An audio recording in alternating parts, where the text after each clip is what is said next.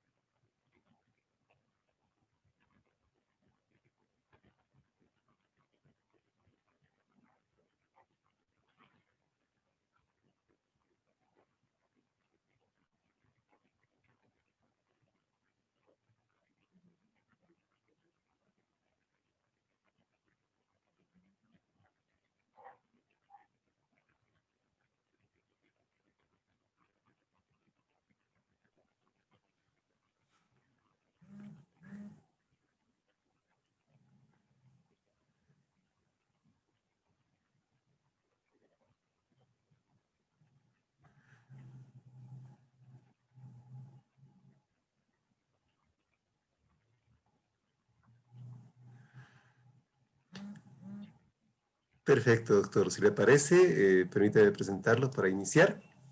Ya Ya, hemos dado un lapso de espera. Así que listo. muy buenas tardes a todos. Espero que se encuentren muy bien. Mi nombre es Gustavo González, soy supervisor nacional de la Unidad de Negocios Éticos Merck. Y es para mí un gusto darles la más cordial bienvenida a este seminario virtual que titula Nutrición adecuada en diabetes. Un tema muy importante, un tema que continúa a toda la época en la cual hemos estado dirigiendo esta temática durante el mes de noviembre, celebrando el Día Mundial de la Diabetes y por supuesto en esta ocasión con el expositor de lujo que tenemos, doctor David Maldonado, a quien me permito presentar. Él es médico endocrinólogo, profesor emérito de endocrinología de la Universidad Mayor de San Andrés, past president de la Sociedad Boliviana de Endocrinología, miembro ALAT, miembro de la Sociedad Europea de Endocrinología y en este momento endocrinólogo de la Caja Nacional de Salud. Doctor Maldonado, como le decía, para mí un honor, un gusto poder compartir con usted la pantalla y le dejamos el espacio para que pueda presentar este tema tan importante. Muy buenas noches. Muchas gracias, señor González, por la presentación. En realidad, como usted bien lo ha dicho, este es un tema que se debía haber presentado en el Día Mundial de la Diabetes, pero bueno, por un defecto técnico no se pudo lograr una transmisión completa.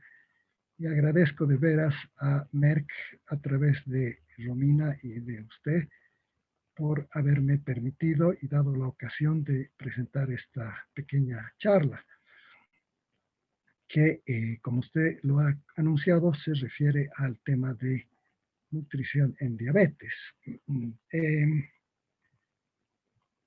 Ahora, lo que es importante señalar es que cuando hablamos de nutrición en diabetes, ¿no es cierto?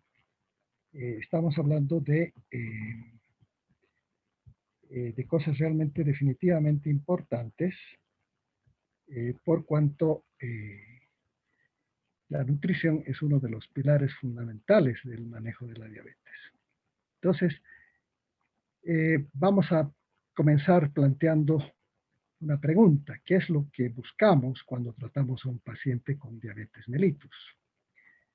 Y definitivamente, ¿no es cierto?, existe evidencia de que para que un paciente con diabetes mellitus viva bien, debe estar bien controlado, ¿no es cierto? Y por otra parte, cuando nosotros hablamos del control de la diabetes, en general nosotros tendemos a decir que un paciente diabético está controlado cuando tiene sus niveles de azúcar normales, como se muestra en esta gráfica, en la que una determinación de 100 miligramos de cilitro en ayunas, pues es una cifra óptima y constituiría uno de los, digamos, de los indicadores de un control de la enfermedad. Sin embargo, el buen control de la diabetes no significa solo mantener niveles adecuados de glucemia, como se muestra en esta gráfica, ¿no es cierto?, en la que se habla de los objetivos del buen control de la enfermedad.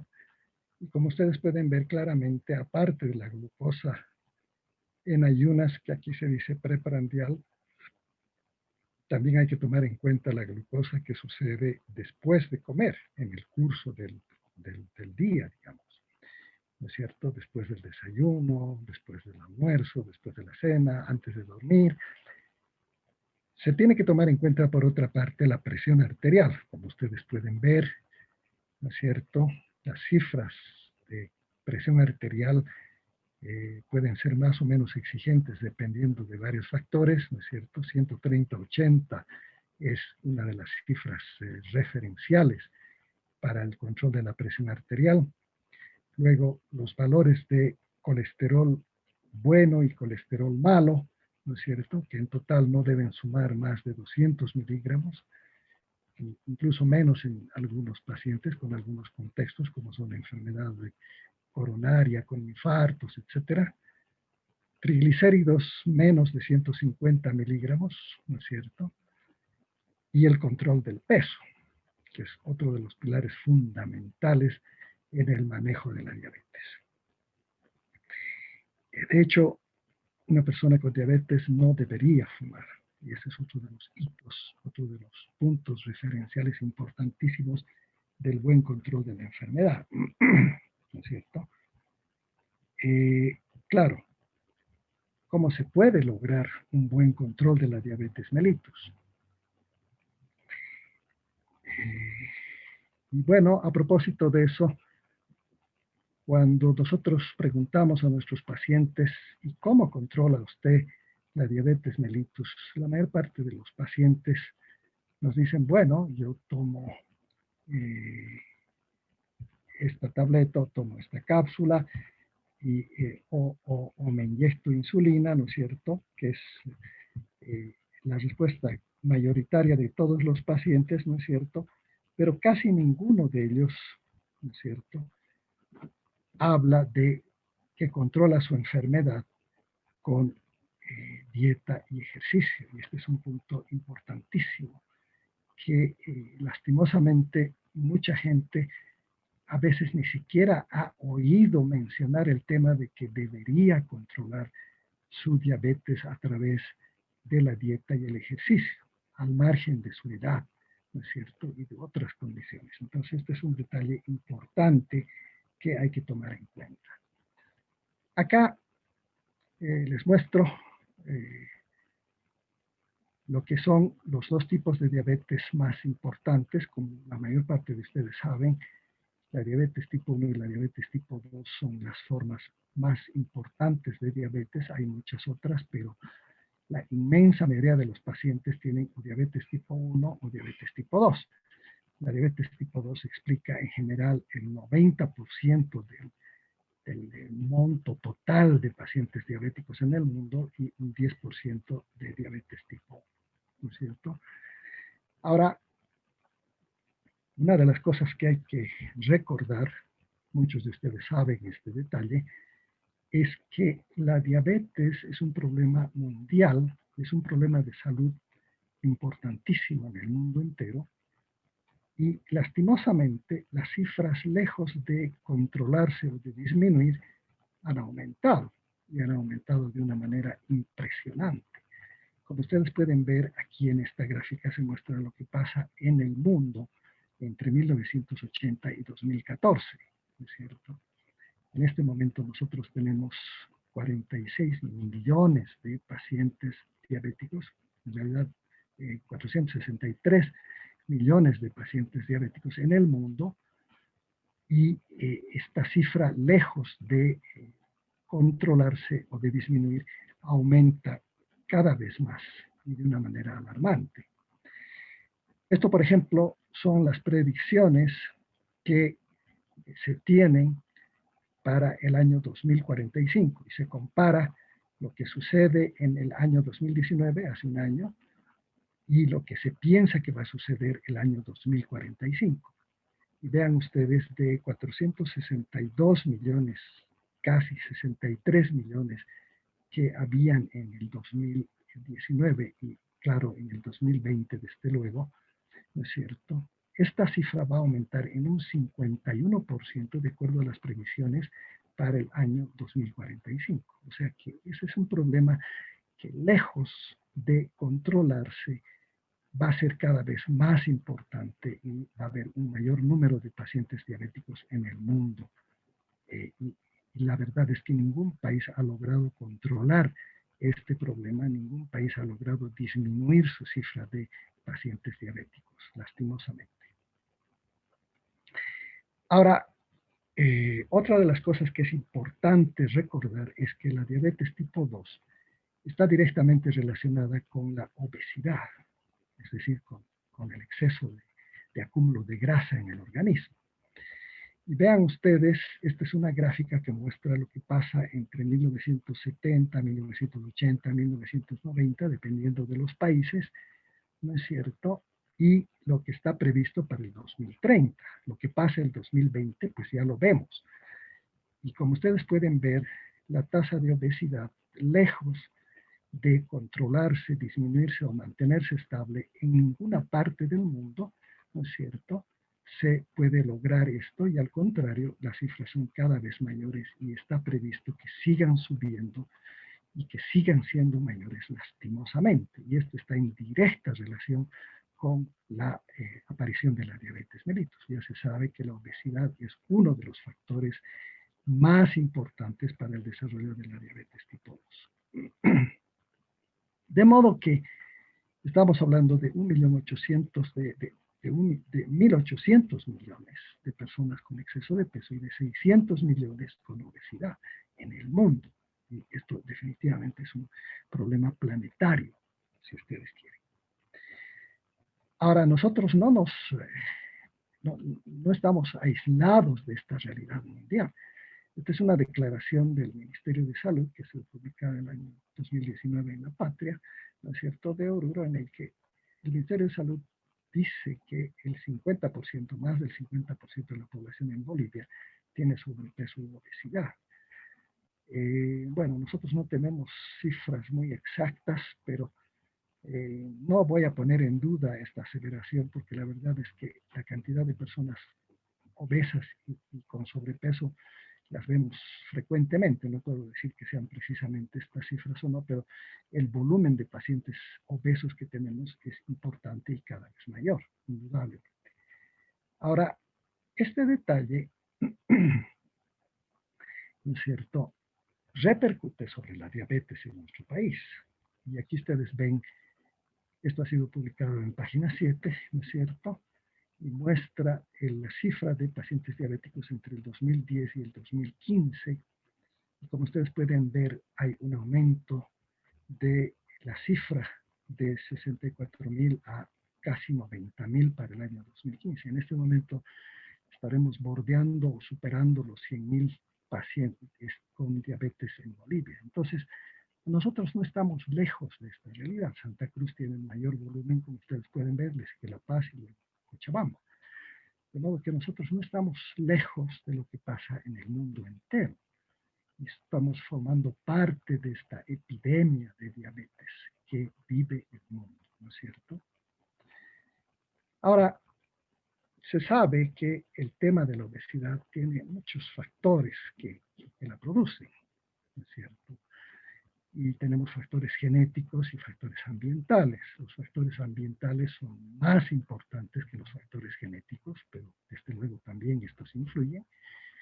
Y de los factores ambientales, los dos que más pesan en el problema de la obesidad y de la diabetes son los hábitos alimentarios, ¿no es cierto?, que definitivamente han sufrido un cambio brutal a lo largo de los años, ¿no es cierto? Nuestra comida tradicional ha dado paso a la comida rápida, a la comida chatarra, que inunda nuestros medios, ¿no es cierto? Inunda los negocios, inunda los restaurantes y claro, la gente cada vez más afecta a consumir este tipo de comida. Y por otra parte, la vida sedentaria, ¿no es cierto?, que es un producto también del avance de la tecnología, de la mayor frecuencia de transporte, etcétera, ¿no es cierto? Ya todo el mundo pide comida a través del teléfono, el celular ha reemplazado a muchas cosas, ¿no es cierto? Ya no necesitamos movernos como antes para vivir, podemos hacerlo cómodamente desde nuestra casa, llamando por teléfono, a través del internet, etcétera, etcétera. Entonces, todos estos factores han influido para el tema de la epidemia de la obesidad y de la diabetes en nuestro medio. Entonces, y en el mundo entero. Esto es un problema mundial. ¿Qué nos separa el futuro? Bueno, la situación es compleja, como ustedes podrán ver. No hay una solución visible, clara, y desde luego esto involucra una serie de factores, ¿no es cierto?, que van más allá de nuestra voluntad y desde luego que afectan a políticas de salud, etcétera, que claro, tienen en algún momento que tomarse. En algún momento se pretendió, por ejemplo, elevar el impuesto de los refrescos azucarados. Algunos países lo hicieron, pero luego han tenido que retroceder por la presión de las empresas, etcétera.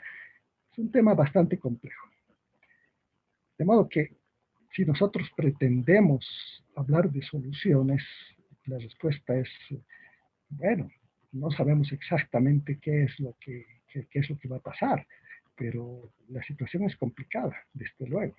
Ahora, esto a nivel individual, a nivel personal, es otra cosa que sí se puede enfocar. Entonces, ¿será posible que una persona predispuesta a tener diabetes pueda desarrollarla? Esto ya es un análisis individual. Sabemos bien que hay personas que están predispuestas a ser diabéticas, ¿no es cierto? Personas que tienen padres diabéticos, personas que son obesas, hipertensas, que tienen ovario poliquístico.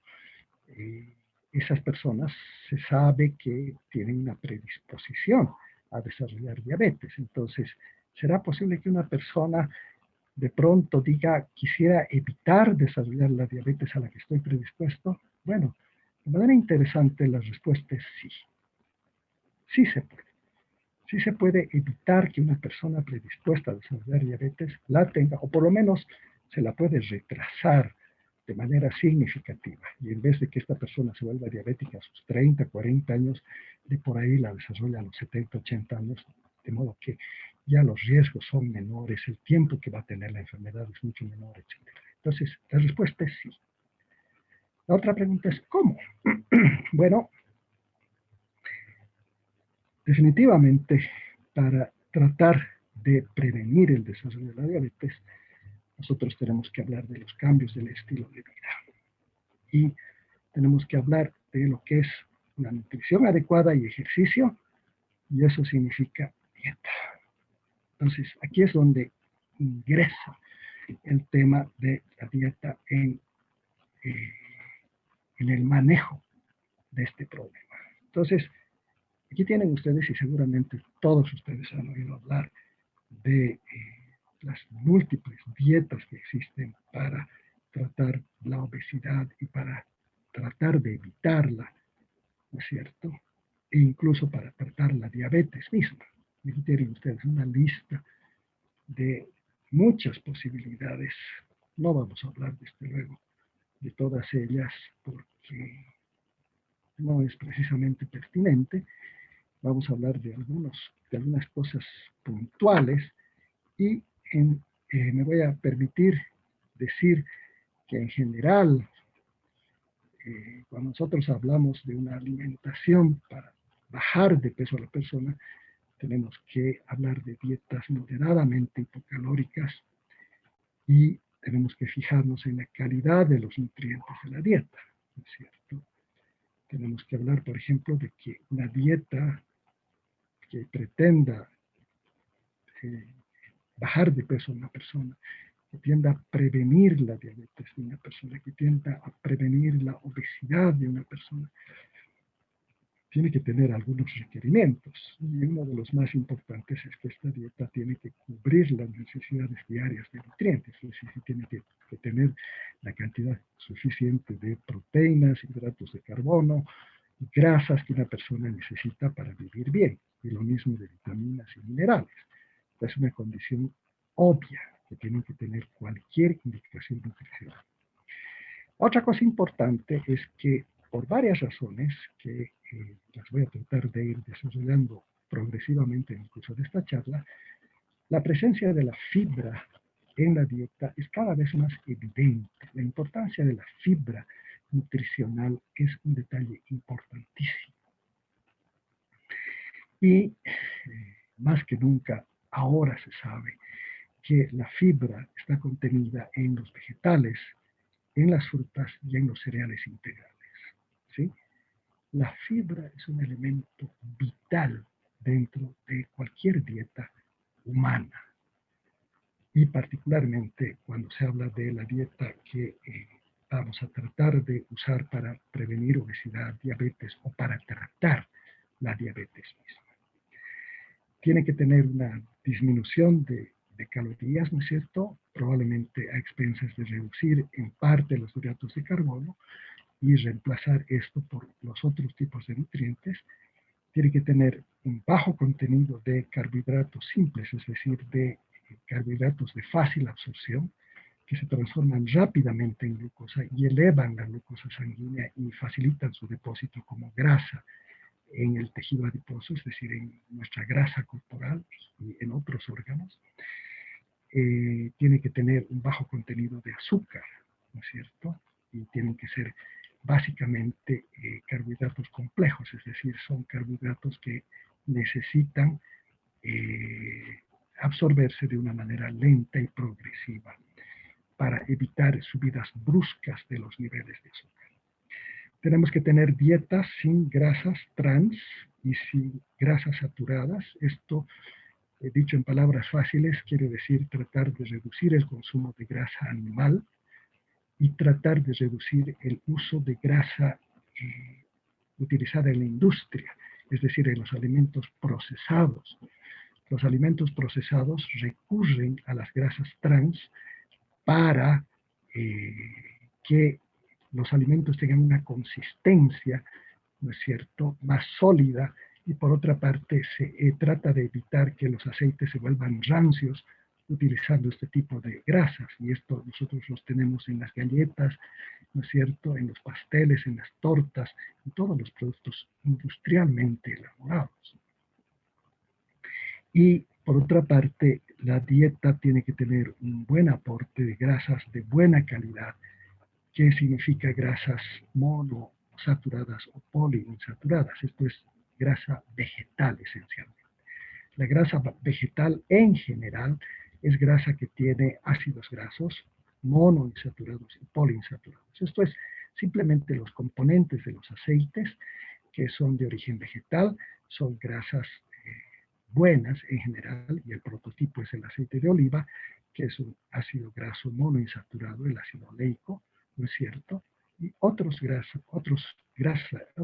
poliinsaturadas que están contenidas, por ejemplo, en los aceites que tiene el pescado, particularmente los pescados azules y de mar, que desafortunadamente no los tenemos fácilmente a nuestro alcance. La otra cosa importante es la distribución en el tiempo de los alimentos. Hay un estudio al que voy a hacer referencia después que muestra que no es lo mismo comer antes de las 3 de la tarde o después de las 3 de la tarde. Y hay otras cosas que también vamos a hablar acerca del ayuno intermitente en una parte de esta charla, de modo que simplemente dejo abierta la puerta para hablar de estos temas a continuación. Vamos a hablar de la dieta mediterránea. La dieta mediterránea es una de las dietas más difundidas, más reconocidas por sus bondades, ¿no es cierto? Y esta dieta empezó a ser conocida en los años 50, cuando un médico que estaba destinado en Italia después de la Segunda Guerra Mundial, que se llama Ansel Keys, ¿no es cierto?, estudió, es decir, se extrañó de la diferencia de comida que notó entre la gente que vivía en Nápoles, que era el lugar donde el doctor había sido destinado, ¿no es cierto?, comparada con la dieta que tenían los norteamericanos y que tienen los norteamericanos en general, particularmente en la zona de la que él venía, que era Minnesota. Y por este motivo, pensó que podía esto repercutir en varias cosas. Lo que estudió fue en 7 países la tasa de infartos de corazón que sucedían en esa época en 7 países diferentes, entre los que está Estados Unidos, Japón, Finlandia, Holanda, lo que era Yugoslavia, Italia y Grecia. Y lo que encontró fue que la frecuencia de infartos de corazón eran muy altos en Estados Unidos y en Finlandia, pero en Grecia tenían niveles muy bajos, y lo mismo sucedía en Italia. Entonces, estos países, como se sabe, son países que están en el área mediterránea, es decir, en las costas mediterráneas, ¿no es cierto?, del mar Mediterráneo, en Europa, el norte de África y, ¿no es cierto?, países del este. Y entonces es una dieta que tiene siglos de practicarse. En realidad Esta dieta tiene orígenes en la época del Imperio griego, es decir, de los griegos, de la cultura griega, de la cultura helénica, vamos a decir, y de la época del Imperio romano, o antes inclusive. Entonces son dietas que tienen ciclos de desarrollo y de evolución. Entonces él fue uno de los primeros que llamó la atención sobre las ventajas potenciales de la dieta mediterránea sobre otros tipos de dieta. Y bueno, ¿qué es lo que hace a la dieta mediterránea? ¿Qué es lo que contiene la dieta mediterránea? Una de las características importantes de la dieta mediterránea es el uso del aceite de oliva, ¿no es cierto?, como un ingrediente fundamental de la elaboración de los alimentos. Pero básicamente no para hacer frituras, sino para el aliño de las ensaladas. Este es un detalle importante. El aceite de oliva, cuando se lo usa para hacer frituras, pierde muchas de sus propiedades benéficas, de modo que el aceite de oliva, de preferencia, siempre se lo debería y se lo utiliza dentro de la cultura mediterránea, excepto en algunos casos como aliño de ensaladas, ¿no? Por otra parte, la dieta mediterránea utiliza alimentos vegetales, como son fruta, verdura, legumbres, cereales, pero cereales integrales, es decir, usan trigo integral, es decir, harina negra, harina morena, arroz integral, arroz con cáscara, etc. Y utiliza frutos secos, como son nueces, avellanas, almendras, pistachos, ¿no es cierto?, y semillas de calabaza, por ejemplo, ¿no es cierto?, entre otras. El otro detalle es que la dieta mediterránea usa pescados y frutos de mar como fuente fundamental de proteínas, ¿no es cierto? Utiliza productos lácteos fermentados, como son el yogur, el queso fresco, que es otro detalle importante, y para complementar el aporte de proteína de origen animal utilizan pollo, conejo, pavo y también algo de huevos. El otro detalle es que utilizan vino, ¿no es cierto?, pero en moderada cantidad y siempre con los alimentos, ¿no? O sea, después del almuerzo, de la cena, o durante el almuerzo o la cena, una copa de vino, ¿no es cierto? Y hasta ahí, sin exageraciones. Y la otra característica es el consumo bajo de consumo de carne roja, ¿no? La carne roja se la usa muy poco frecuentemente. Y desde luego también los dulces que son escasos, ¿no es cierto?, en el consumo de la dieta mediterránea. Aquí se tiene lo que es la pirámide de la dieta mediterránea. Como ustedes pueden ver, en la base de la pirámide, uno de los elementos fundamentales está el ejercicio, ¿no es cierto?, importante, y por otra parte, descanso reparador y adecuado, ¿no es cierto?, y la sociabilidad, que es importantísimo, ¿no es cierto?, un detalle importantísimo en este tipo de la cultura mediterránea, ¿no es cierto?, el hecho de compartir, de tener un círculo de amigos, tener un círculo social importante donde se pueda, ¿no es cierto?, hacer vida de comunidad. La otra cosa importante es que se utiliza alimentos variados, ¿no es cierto?, de épocas y tradicionales, y además alimentos locales, ¿no es cierto?, y ecológicos en general. Inmediatamente después tenemos al agua como otro elemento importantísimo, no refrescos, ¿no es cierto?, embotellados, endulzados, para nada, agua y mates, infusiones de hierbas, ¿no es cierto?, hierbabuena, manzanilla, etc. A continuación tenemos la fruta y las verduras. Y esto es de consumo, ¿no es cierto?, fundamental. En cada comida tenemos nosotros fruta, verdura, ¿no es cierto? Por otra parte está el aceite de oliva, como se había mencionado, ¿no es cierto? cereales integrales, ¿no es cierto? Otra vez el trigo, ¿no es cierto? El arroz, ¿no es cierto? Que tienen que ser con sus cáscaras, ¿no? Con el afrecho en el caso del trigo, ¿no es cierto? Y luego tenemos en el siguiente paso a diario el consumo de aceitunas, frutos secos y semillas, ¿no es cierto? Que son importantísimas. Ya habíamos hablado de lo que significan los pistachos, las nueces, las almendras, etc. A continuación tenemos el grupo de las hierbas especiales, ¿no es cierto? Todas las hierbas aromáticas, las hierbas que forman parte de los condimentos. Está ahí, por ejemplo, el ajo, la cebolla, pero ahí tenemos otra serie de elementos, ¿no es cierto? La pimienta, el comino, etcétera, etcétera, etcétera. Y claro, se trata de restringir el consumo de sal, que es otra de las cosas importantes, ¿no es cierto? A continuación tenemos también en el consumo diario los productos lácteos, ¿no es cierto? Que de preferencia tienen que ser bajos en grasa, o sea, desgrasados, desengrasados, leche descremada, por ejemplo, ¿no es cierto? Yogur y queso frescos. Y luego vean ustedes que ya no se habla del consumo diario, sino al consumo a la semana, en la semana.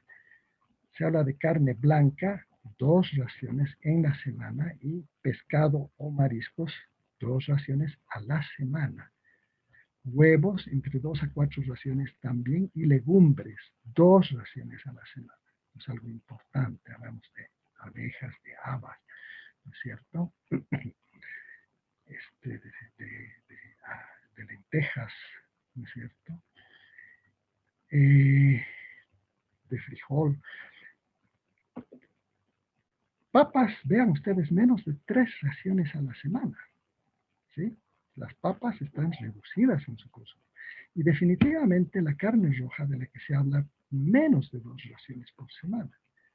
Y en la última parte están los dulces, que son menos de 2 raciones por semana. Entonces, vean ustedes, estos son los componentes de la dieta mediterránea, ¿sí?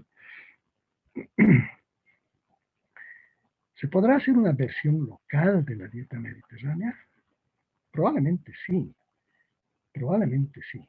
Nosotros tenemos carne blanca, ¿no es cierto? Tenemos acceso a la carne blanca, pollo, el pavo no es muy popular, el conejo se lo puede encontrar. El pescado local no es el ideal, no es igual que el pescado de mar, ¿no es cierto? No es igual que el pescado de mar. El pescado local es pescado de río, de lago. Pero bueno, hay gente que puede tener acceso a mariscos y a pescado marino, que es muy caro, desde luego. ¿Tenemos acceso a lácteos, productos lácteos? Definitivamente sí, descremados. Tenemos acceso a vino, tenemos excelentes vinos, pero no la cultura de tomarlos. Y claro, la cultura de tomarlos no es precisamente tomarse una copa con el almuerzo y la cena, ¿no es cierto? Nuestra cultura de ingesta de vino, si es que existe, pues tiende a ser exagerada. Eso es algo que definitivamente merece modificarse, ¿no es cierto? Tenemos frutos secos, incluso locales, ¿no es cierto? Almendras, tenemos una producción de almendras impresionante en el Beni. Tenemos producción de nueces también, los pistachos no se producen en el país, pero también se los puede conseguir. Pero tenemos otros granos, otros pseudo cereales, como es la quinoa, el amaranto, que desde luego llenarían de una manera satisfactoria. El aceite de oliva en general en nuestro medio es caro. Un litro de aceite de oliva cuesta alrededor de 10 o 12 dólares. No está al acceso, pero tenemos una alternativa al aceite de oliva en nuestro medio, que es la palta. La palta tiene, el mismo tipo de aceite, de ácido graso que el aceite de oliva. Entonces sí es posible hablar de una versión local de la dieta mediterránea. Ahora, ¿cuáles son los efectos de la dieta mediterránea sobre la salud? Vean ustedes, esto es algo importante. La dieta mediterránea tiene un efecto regulador de la presión arterial, tiene un efecto reductor de las cifras de glucemia, aumento de la sensibilidad a la insulina, mejora el perfil lipídico con un incremento del colesterol bueno y reducción del colesterol que no es bueno. Tiene un efecto sobre la oxidación y la inflamación. Definitivamente el aceite de oliva es un antiinflamatorio, que incluso se lo recomienda como tratamiento de ciertas enfermedades reumáticas, por ejemplo, ¿no es cierto? Y otro de los efectos importantísimos de la dieta mediterránea es que puede prevenir el desarrollo de la diabetes mellitus. Entonces, vean ustedes, ¿de qué estamos hablando? Estamos hablando de muchas cosas. La dieta mediterránea puede prevenir el desarrollo de la diabetes mellitus, ¿sí? Esto está estudiado en muchos trabajos que se han hecho acerca de las ventajas de la dieta mediterránea. Esto es un hecho que está reconocido por la Organización Mundial de la Salud. Pero no solo eso, vean ustedes, la dieta mediterránea es capaz de actuar sobre los criterios de control de la diabetes mellitus. Estamos hablando de presión arterial, estamos hablando de niveles de glucosa, estamos hablando de niveles de grasa, estamos hablando de colesterol. Es decir, la dieta mediterránea nos está sirviendo para lograr los objetivos de control de pacientes que ya tienen la diabetes mellitus, ¿sí? El uso de este tipo de dieta nos estaría ayudando a controlar la diabetes y los parámetros de control que hemos hablado al principio de esta charla, ¿sí? Pero además, la población que utiliza este tipo de dieta previene el desarrollo de la diabetes mellitus en quienes la consumen. O sea que estamos hablando de muchas cosas muy buenas, ¿no es cierto? Por otra parte, vean ustedes, la dieta mediterránea puede disminuir hasta en un 30% el riesgo de sufrir complicaciones cardiovasculares mayores, como es el infarto de miocardio, por ejemplo. Y logra lo que logran varios medicamentos, ¿no es cierto? Pero sin los efectos colaterales que tienen estos, ¿no es cierto? Entonces, vean ustedes, las ventajas de la dieta mediterránea son muchísimas y es algo que se debe tomar en cuenta. De la otra cosa que quiero hablarles es de la dieta de los adventistas.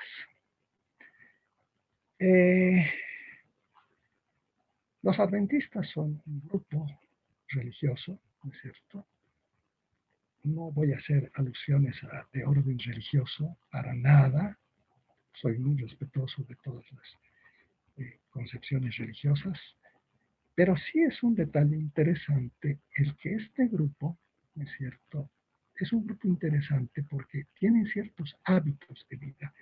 Y hay algunos estudios que se han hecho en personas que practican esta religión, al margen de sus principios religiosos, que no los vamos a tomar en cuenta ni a discutir en absoluto, porque no es el propósito de esta charla, sino los hábitos que tiene este grupo religioso, los feligreses de este grupo religioso, ¿no es cierto? Y tienen varias características que son importantes, porque un importante porcentaje de los adventistas son vegetarianos o veganos. Y el patrón de alimentación que tiene este grupo puede ir desde el veganismo, ¿no es cierto?, hasta el consumo de cantidades variables de carne y lácteos. Hay algunos adventistas que son veganos, otros que son vegetarianos, otros que son lacto-ovo vegetarianos, es decir, que son personas que consumen huevo, leche y no carne. Y hay otros que son pesco-vegetarianos, es decir, que consumen pescado y vegetales, pero no carnes rojas u otros tipos de carne. Y la otra característica interesante de este grupo es que no fuman y no consumen alcohol. Entonces, esto les hace particularmente interesantes para estudiar, ¿no es cierto?, la asociación que pueden tener con ciertas enfermedades o el manejo que tienen de ciertas enfermedades ellos mismos. Y hay 3 estudios que se han realizado en este tipo de población, la población adventista. Y 3 estudios se han hecho en los Estados Unidos, en los que se estudió la dieta y sus consecuencias. El primero se ha hecho en 1958, es un estudio de mortalidad al que no vamos a hacer referencia. El segundo es un estudio que se hizo entre 1974 y 76, con 23.000 personas, y se conoce con el nombre de Estudio de Salud Adventista número 1. Sus siglas en inglés son AHS1. Y el otro estudio, el tercero, que se ha hecho en 2002 con 96.000 personas, que es el estudio AHS2. Entonces, estos son estudios interesantes. Vamos a hablar del estudio AHS1 y AHS2. Ahora, ¿cuáles son los hallazgos más importantes de estos estudios? Primero, la dieta vegetariana está asociada con menor riesgo de ciertas enfermedades, ¿no? Entre estas enfermedades está el infarto de miocardio, la presión arterial alta y la diabetes. La mortalidad por enfermedad coronaria, es decir, por infarto de corazón, es menor en los adventistas vegetarianos. Después de 21 años de seguimiento, el consumo de carne estuvo relacionado con mayor mortalidad por todas las causas, y en cambio esto tuvo una relación negativa, es decir, tuvo una relación no de aumento, sino más bien de disminución con el consumo de frutos verdes. Entonces aquí tenemos las conclusiones del estudio AHS1, que es el estudio adventista de salud, ¿no es cierto? Número 1. Con 12 años, 23.000 sujetos reclutados entre 1974 y 76, y es lo que les digo. Los vegetarianos tienen menor riesgo de obesidad, hipertensión, diabetes y de muertes por todas las causas. El riesgo de enfermedad cardíaca estuvo relacionado en los hombres con el consumo de carne, ¿no es cierto? Los hombres que consumían, los hombres, no las mujeres, pero sí los hombres que consumían carne tres o más veces por semana tenían un riesgo de morir más alto que los vegetarianos, ¿no es cierto?, a una edad más temprana, desde luego. El consumo regular de nueces y cereales integrales, ¿no es cierto?, se asoció con menor riesgo de enfermedad cardiovascular. Esto es fundamentalmente pan integral. El riesgo de cáncer de colon fue 88% más frecuente en los no vegetarianos. Es decir, los vegetarianos tuvieron un muy bajo riesgo de tener cáncer de colon. El consumo de tomates, legumbres y frutos secos se asoció con un menor riesgo de cáncer de próstata. Y los hombres adventistas vivieron 7.3 años más y las mujeres 4.4 años más que la población general. O sea, estos son los hallazgos del estudio adventista de salud número 1. Vean ustedes, detalle interesante e importante, ¿no es cierto? Este es el estudio adventista de salud, ¿no es cierto?, tipo 2. 96.000 personas en todos los estados en Estados Unidos y parte del Canadá. Y en este estudio se usa un cuestionario de frecuencia de alimentación, pero no solo eso, sino también marcadores biológicos, es decir, exámenes de laboratorio. Y enrola a un gran número de participantes. Ahora, vean ustedes la composición del grupo. 8% eran veganos.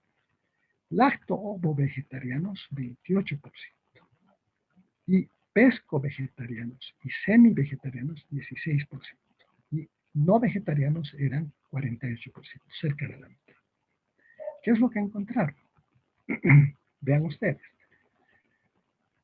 La gente que usaba la dieta vegetariana tuvo menor peso corporal. O sea, el peso se controlaba mejor en los que hacían dieta vegetariana. Había una menor incidencia de diabetes mellitus, una menor prevalencia de hipertensión y dislipidemia, es decir, de colesterol alto y triglicéridos altos, menor mortalidad y reducción de cierto tipo de cánceres, igual que en el grupo anterior. Es decir, había un menor riesgo de desarrollar cáncer de colon y cáncer de próstata particularmente. ¿De qué estamos hablando? Otra vez, de que una dieta es capaz de reducir el riesgo de diabetes, o sea, de prevenir la diabetes. Por otra parte, estamos hablando de reducir la presión arterial y estamos hablando de reducir los niveles de colesterol y triglicéridos. Estamos hablando otra vez de las metas de control de la diabetes mellitus. O sea, que utilizando dieta nosotros podemos tener un control adecuado de la diabetes y tener parámetros de control apropiados al margen de las otras medidas. Pero la dieta estaría siendo aquí el componente fundamental para lograr esos objetivos. El otro aspecto al que quisiera referirme es el problema de la cirugía bariátrica. Como ustedes saben, desde hace algunos años, ¿no es cierto?, aproximadamente unos 50 años o tal vez un poco más, se realiza cirugía para bajar de peso a las personas. Este tipo de cirugía lo que hace es reducir el tamaño del estómago básicamente y derivar el intestino a un sitio más lejano del que sucede normalmente. Hay muchas variedades de este tipo de cirugía. Pero lo interesante es que esta cirugía, que fue diseñada para contribuir a disminuir de peso a las personas obesas, particularmente a las muy obesas, tuvo un hallazgo importantísimo. Y esto es una publicación del año 2012. No es la primera, desde luego. Hay muchas otras antes y después de esta publicación, pero la presento acá por la época en la que se ha presentado. Y como ustedes pueden ver en la gráfica, de manera interesante, en las personas que se sometían a cirugía bariátrica y que eran diabéticas, se vio de manera colateral que estas personas además lograban dejar de usar las medicinas que usaban para su diabetes. De pronto eran personas que tomaban tabletas o se inyectaban insulina y sucede que después de la cirugía bariátrica ya no necesitaban tratarse y se controlaba su diabetes perfectamente sin este tipo de tratamiento. Claro, algunos tipos de cirugía más efectivos que otros, pero interesante, este fue un hallazgo que sorprendió a mucha gente, ¿no es cierto? Y sucede que desde entonces, claro, se usa la cirugía bariátrica como tratamiento de obesidad y de diabetes en algún tipo de pacientes. Pero bueno, esta charla no es precisamente dedicada a hablar de este tipo de manejo, que es la cirugía, no es ese nuestro objetivo, pero sí me sirve de introducción para presentarles un tema muy interesante. El doctor Robert Taylor de Manchester,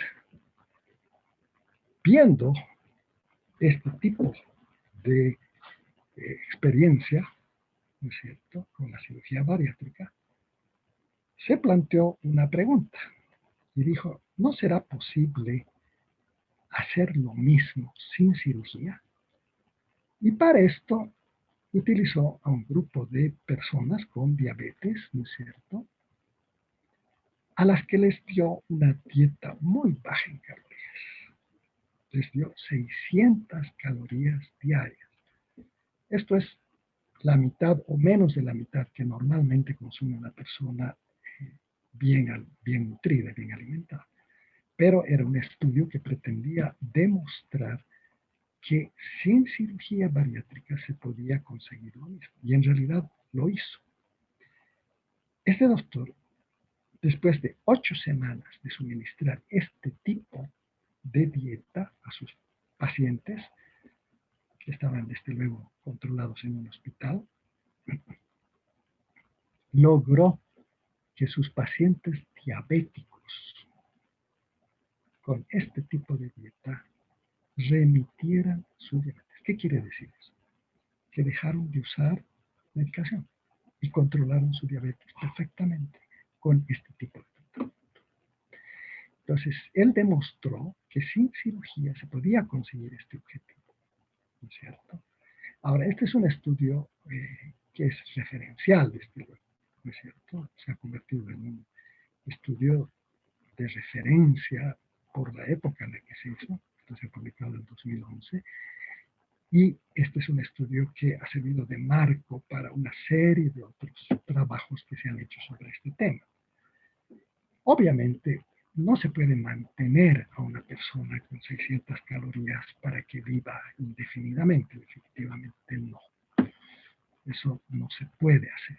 Pero lo importante son los objetivos que se tenía y la demostración de lo importante que es reducir las calorías de la dieta de una persona para bajarla de peso por una parte y por otra parte para controlar su diabetes y para remitir su diabetes. ¿Qué se puede esperar? ¿Qué otra cosa se le puede desear a un paciente diabético que remita su enfermedad? Es decir, que ya no utilice medicación y pueda controlarse solo con dieta y ejercicios. Vean ustedes. Bueno, en realidad este objetivo sí lo consiguió el doctor Robert Taylor y a partir de este estudio hay una serie de otros estudios que se han hecho sobre este tema con diversas formas de lograr este objetivo. Obviamente con dietas menos restrictivas, pero sí con dietas hipocalóricas que lo que hacen es reducir la cantidad de nutrientes que una persona recibe en exceso cuando es obesa y cuando es diabética. Este es el doctor Jason Fung. Este es un médico nefrólogo que vive en Toronto y que ha desarrollado, bueno, no precisamente él, pero ha protagonizado el tema del ayuno intermitente. Y este doctor propone un otro método para lograr exactamente lo mismo, que es remitir la diabetes. ¿Qué es lo que hace este doctor? Lo que hace es someter a sus pacientes a ayuno. Les pide que no coman un día a la semana, o dos, 1 o 2 días a la semana. Y durante esos días les da solamente líquidos y una sopa, ¿no es cierto? Especialmente preparada, desde luego, pero es una sopa líquida simplemente. Y no les da ningún otro tipo de alimentos. Con este método, y durante la semana, durante el resto de los otros días, les da una dieta saludable, pero sin mucha limitación en cantidad, pero sí en calidad de nutrientes. Y con este método logra remitir la diabetes de sus pacientes. Es decir, que sus pacientes dejan de utilizar medicación y solo se controlan con dieta y ejercicio. Estas dietas tienen muchas variedades, ¿no es cierto? Por ejemplo, hay una variedad que consiste en darles de comer, ¿no es cierto?, durante el día, desayuno y almuerzo, por ejemplo, y que ya no coman más después de eso, que se sometan a ayuno después del almuerzo. ¿Sí? La otra, que es la del doctor Fung, propiamente es 24 horas de ayuno, 1 o 2 veces por semana. Eso es lo que propone él. Y hay muchas otras, ¿no es cierto? Como por ejemplo, 18 horas de ayuno y 6 horas para comer, o consumir solamente 500 o 600 calorías, que era la dieta del doctor Taylor, ¿no es cierto?, del doctor de Manchester, pero solamente 2 días a la semana. El resto, su dieta, vamos a decir, no habitual, pero una dieta saludable. Y con estos procedimientos del ayuno intermitente se puede conseguir remitir la diabetes. Eso es lo interesante. Vean ustedes, estamos hablando de varias alternativas que se pueden ofrecer al paciente para lograr un objetivo increíble, que no es mejorar la diabetes o tratarla simplemente, sino remitirla, es decir, hacer que esa persona no use ya medicación y pueda tratarse exclusivamente con dieta.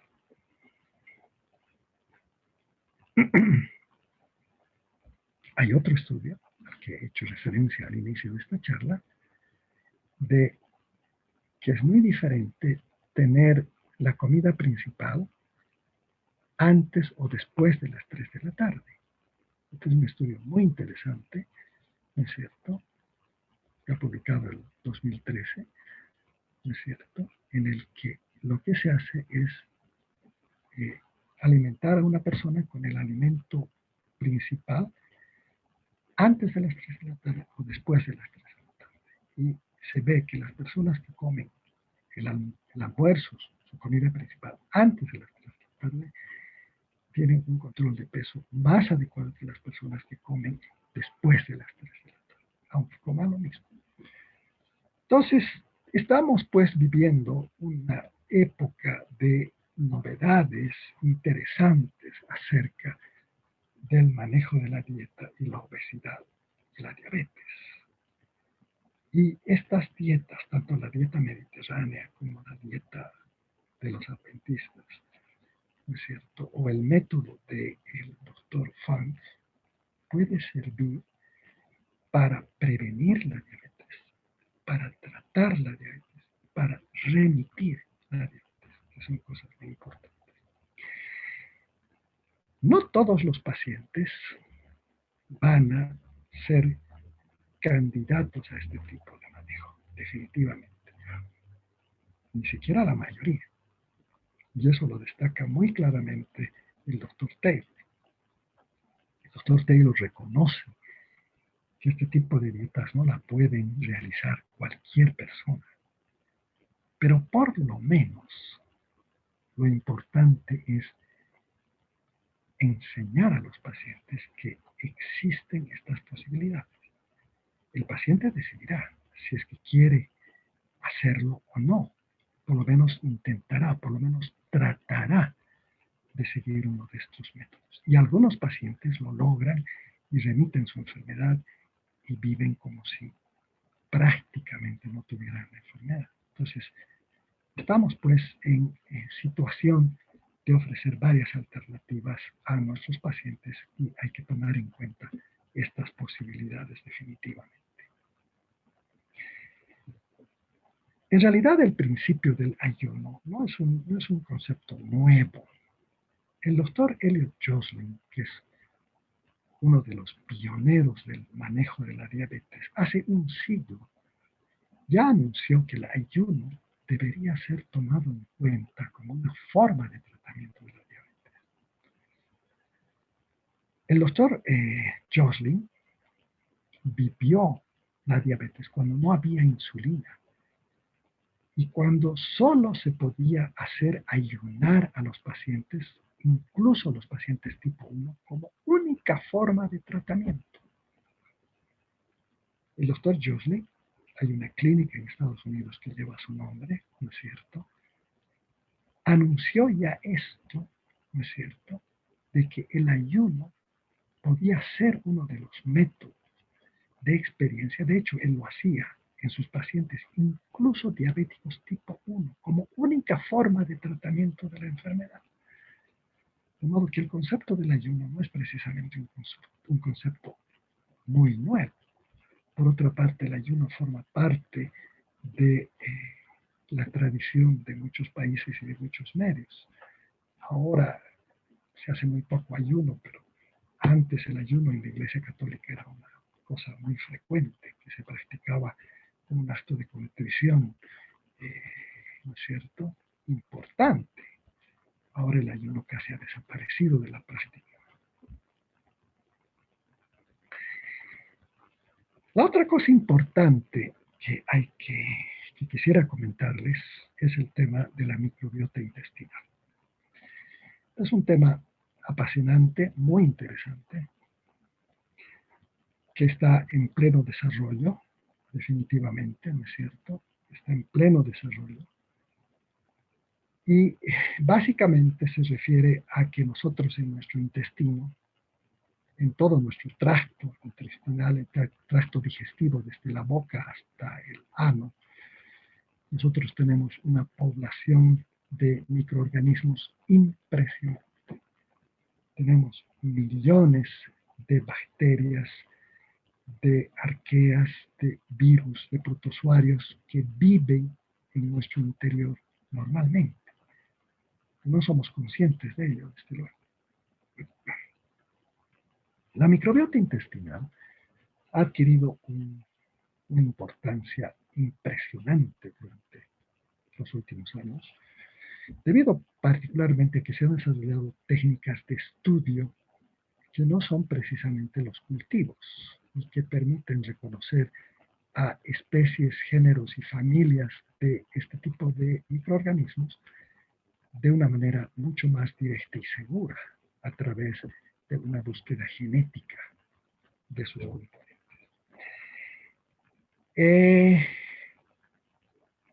Esta población de bacterias y de microorganismos que nosotros tenemos en nuestro interior está influida por una serie de factores. Aquí en esta gráfica tienen ustedes algunos de los elementos que intervienen en la formación y el mantenimiento de nuestra flora intestinal. Y como ustedes pueden ver, tenemos el hecho de si una persona recibe el seno materno, si tiene algún tipo de dieta, qué tipo de dieta tiene para tener cierto tipo de flora intestinal, el ejercicio, enfermedades, ¿no es cierto?, el envejecimiento, medicamentos, la geografía, ¿no es cierto?, tratamientos medicamentosos, todos estos factores influyen sobre la microbiota intestinal. Bueno, hablando del tema de obesidad y de diabetes, la microbiota intestinal ha adquirido una importancia capital en los últimos años. Y este es un aspecto que sigue en absoluto desarrollo. No conocemos todos los detalles y todos los aspectos de este órgano, porque en este momento a la microbiota intestinal se le ha asignado el rol de un órgano más. O sea, sería como si nosotros tuviéramos el hígado o el riñón. La microbiota intestinal es un órgano más que nosotros tenemos dentro de nuestro organismo, porque contribuye con una serie de cosas a nuestro bienestar o a nuestras enfermedades. Entonces, la microbiota intestinal tiene un rol importantísimo. Simplemente les voy a pasar este es un experimento que se ha hecho, ¿no es cierto? Y se ha tomado a un par de gemelos idénticos. Uno de ellos obeso y otro de ellos delgado. Son dos personas, una de ellas obesa y otra delgada, pero son gemelos idénticos. Y se ha tomado ratones de laboratorio que no tienen flora intestinal en su organismo. Son ratones que son criados en el laboratorio y que son estériles totalmente de gérmenes. O sea, no tienen bacterias en su intestino porque así se los ha criado desde la fecundación. Y luego a estos ratones se les ha dado un trasplante de bacterias del intestino de el gemelo obeso, por una parte, y del gemelo delgado. Son dos ratoncitos. A uno se le da bacterias del obeso y al otro se le da bacterias del delgado. A ambos se les da la misma dieta.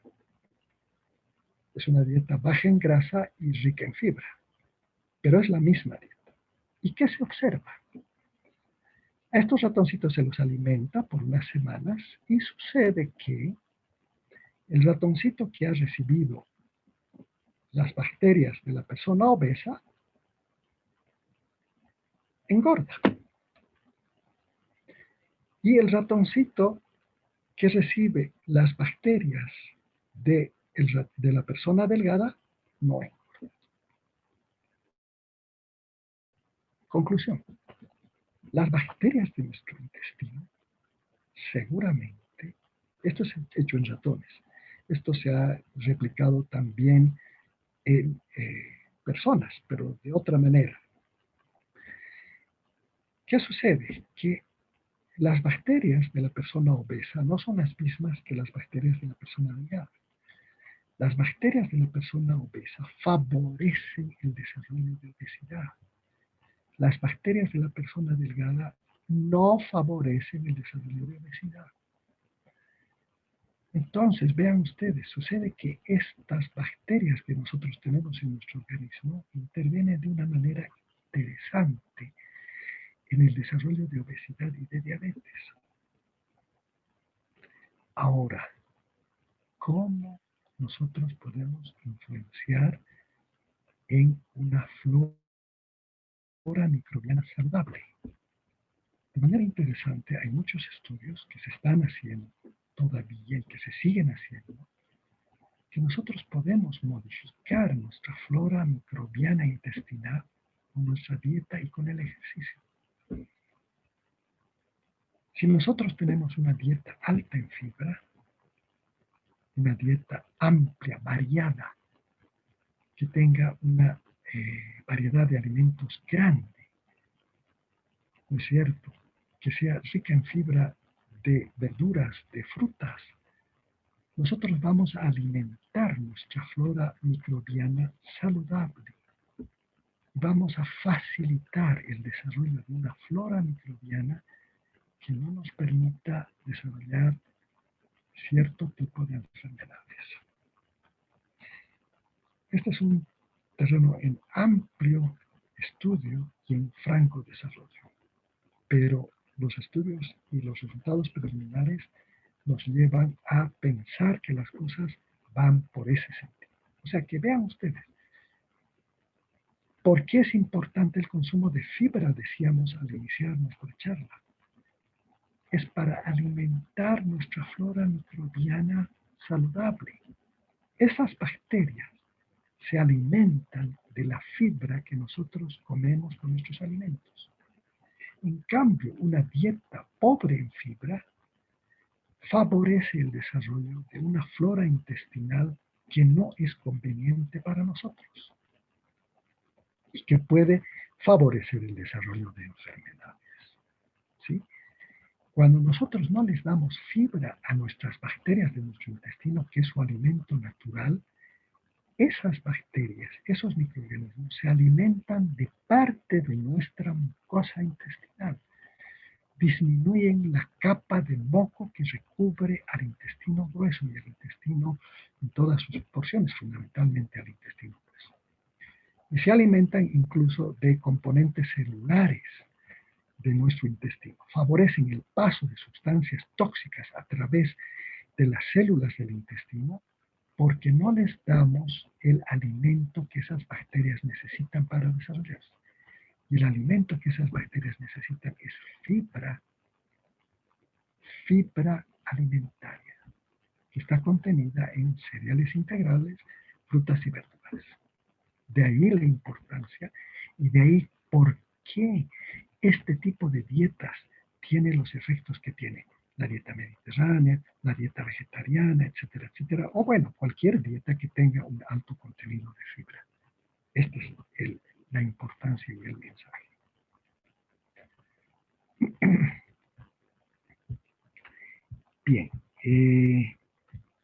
tengo un par de cositas más que espero poder pasárselas.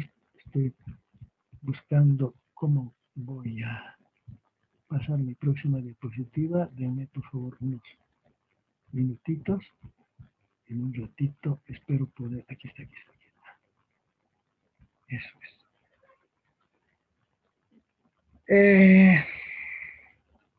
La última parte. Sucede que en este último tiempo también se ha desarrollado un nuevo concepto que es la epigenética. Como todos ustedes saben, nosotros nacemos con una carga genética que heredamos de nuestros padres y en general de nuestros familiares, abuelos, bisabuelos, etc. Estos genes nosotros no los podemos modificar. O sea, nosotros no podemos hacer que nuestros genes de pronto cambien de composición. No podemos hacerlo. Pero de manera interesante se ha visto que sin modificar el código genético, nosotros podemos modificar la capacidad de este código genético de transmitirse o no, es decir, de transmitir su mensaje o no. Y sucede que los alimentos que nosotros ingerimos, el ejercicio que nosotros hacemos, el estrés al que estamos sometidos, puede modificar el mensaje genético que nosotros transmitimos a nuestro organismo, a nuestras células. Y este es un detalle súper interesante que también está en pleno desarrollo. En este momento ya se sabe que cierto tipo de alimentos pueden modificar el mensaje genético, por ejemplo, para el cáncer de próstata. El consumo de cierto tipo de comida puede favorecer o evitar que se desarrolle un cáncer, como es el cáncer de próstata, por ejemplo. Y esto sucede a muchos otros niveles. De modo que la comida otra vez reviste mucha importancia, incluso para hacer que ciertos genes se expresen o no se expresen y permanezcan dormidos. Esto lo explica esta diapositiva muy interesante que la he conseguido gracias a uno de mis alumnos, ¿no es cierto?, que muestra lo que sucede en las células y lo compara con lo que sucede en una fábrica, por ejemplo. Tenemos a la célula, que sería la fábrica, al núcleo, que sería la biblioteca, a los genes, es decir, al mensaje genético que está contenido en nuestro ADN, que son los libros. Y claro, nosotros podemos tener muchos libros en una biblioteca, pero solo algunos se van a leer. Y solo algunos van a tener una secuencia de palabras que sea leída, no todos. Y esto es exactamente lo que quiere decir el mensaje de la epigenética. Es que ciertos factores hacen que ese mensaje genético se lea o no se lea, y se exprese o no se exprese. Y uno de los medios, uno de los mecanismos para expresar estos genes, este mensaje genético, es la alimentación. La otra es el ejercicio de estilo. El estrés, los contaminantes ambientales, los antibióticos, etcétera, etcétera, etcétera. De modo que nosotros podemos tener muchos genes, pero hay solo algunos genes que son activos. Y esto puede ser mediado por lo que es la acetilación del ADN y de las histonas, o la metilación. La metilación hace que los genes se bloqueen. La acetilación hace que los genes se puedan expresar, se puedan leer. Entonces, Estamos viviendo pues una época de muchos cambios, de muchas novedades en este sentido. Y vamos a seguir oyendo esto. Pero yo creo que el mensaje es, sabemos ya algo de estas cosas.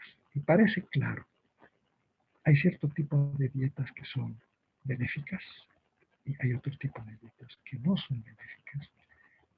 Hay cierto tipo de dietas que nos van a permitir tratar la diabetes, que nos van a permitir controlar la diabetes, que nos van a permitir evitar la diabetes, evitar la obesidad, que nos van a permitir evitar complicaciones de la diabetes, que nos van a permitir evitar cierto tipo de eventos que se desarrollan en el contexto de la diabetes y de la obesidad.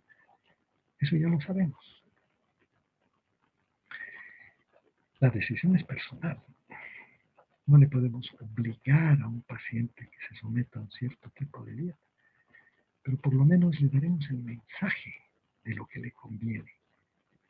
Si el paciente decide seguir y de pronto remite su enfermedad, ¿qué mejor cosa le podemos ofrecer a una persona que remita su enfermedad? No quiere decir que se cure. No estamos hablando de curación. Estamos hablando de remisión, que no es curación. Pero ¿qué mejor cosa se le puede ofrecer a un paciente?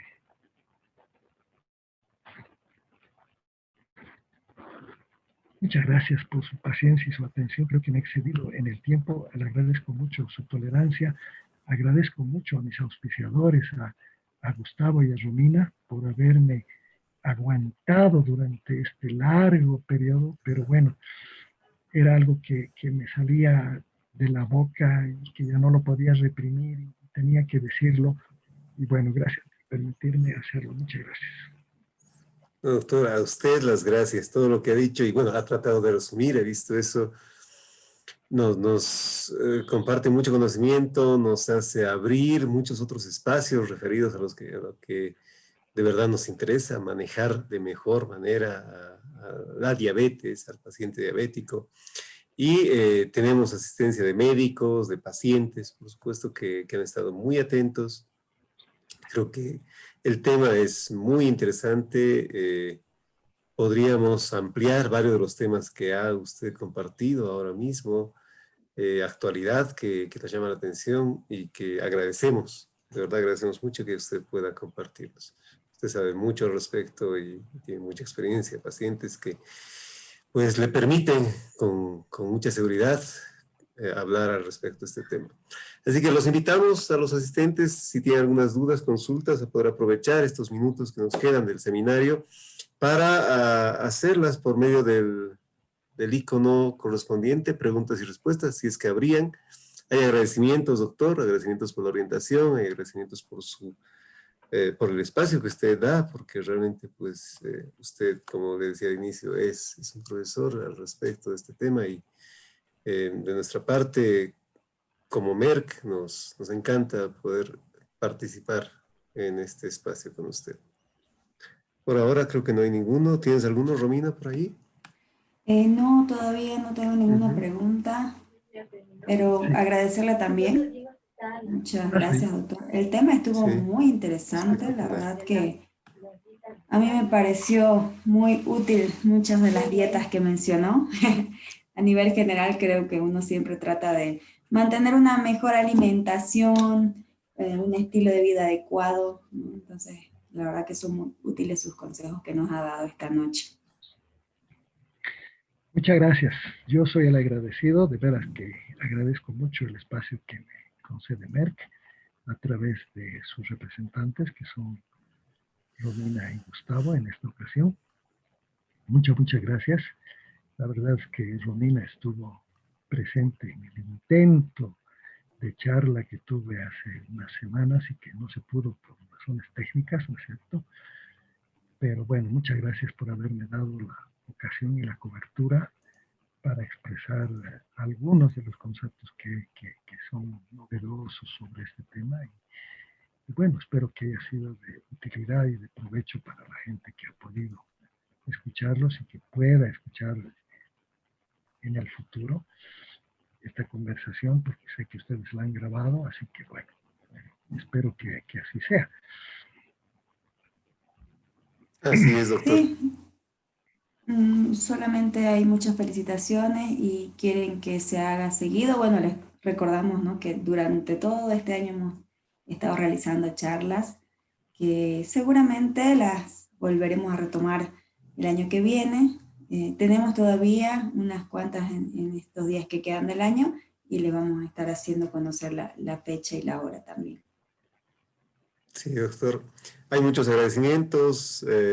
Agradecer a mi profesor, dice aquí Rita Rebollo.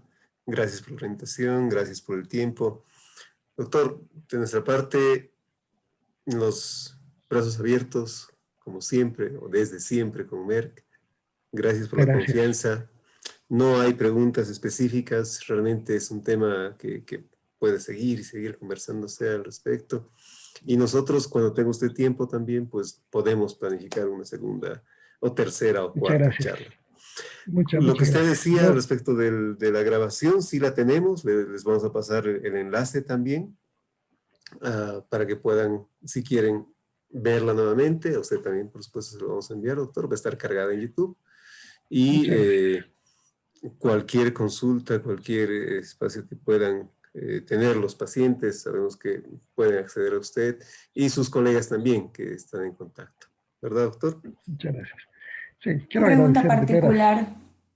particular. Preguntan si se debe o no se debe consumir banana y limón. ¿Es verdad? Preguntan, ¿no?, si tienen esa duda, si se puede o no consumir banana y el limón. Sí se puede, definitivamente sí se puede. Las frutas están dentro de los alimentos que sí se pueden consumir. De hecho, el limón, pues, es un elemento importantísimo dentro de la nutrición, por su contenido de vitamina C, por el contenido de fibra. La banana, por otra parte, es un nutriente importante, tiene un aporte de potasio grande. Los deportistas particularmente se benefician del consumo de este alimento. Sí se puede, definitivamente. O sea, eso no se le puede prohibir a un paciente diabético que consuma bananas y a la población general, para nada en absoluto. Mucho mejor que consumir una comida chatarra, pues. Muchas gracias, doctor. Muchas gracias. Yo quiero agradecer de manera muy especial a Merck, porque la verdad es que siempre he tenido un respaldo muy amplio para todas mis locuras, de modo que muchas gracias por todo. Merck siempre me ha apoyado, me ha acompañado, y muchas gracias por la cobertura que me da, por permitirme presentar este conversatorio. Muchas gracias. Un gusto, doctor. Palabras de despedida, Romina. Bueno, nuevamente agradecer al doctor y a toda la audiencia que se tomó el tiempo, ¿no?, para asistir a la charla del día de hoy. Así es. Gracias a todos por asistir. Mil gracias nuevamente, doctor Maldonado. Nos estaremos encontrando en un nuevo seminario, en una nueva charla de parte de Merck. Estamos pendientes de mantener la capacitación a todos los médicos y la educación a los pacientes en el tema de la diabetes. Así que no es nada más. Con nosotros nos veremos en una siguiente oportunidad en esta plataforma Merck Digital. Un gusto el haber estado en contacto nuevamente y hasta una siguiente oportunidad. Muy buenas noches. Gracias. Gracias, doctor. Muchas gracias. Gracias. Muchas gracias. Buenas noches. Buenas noches.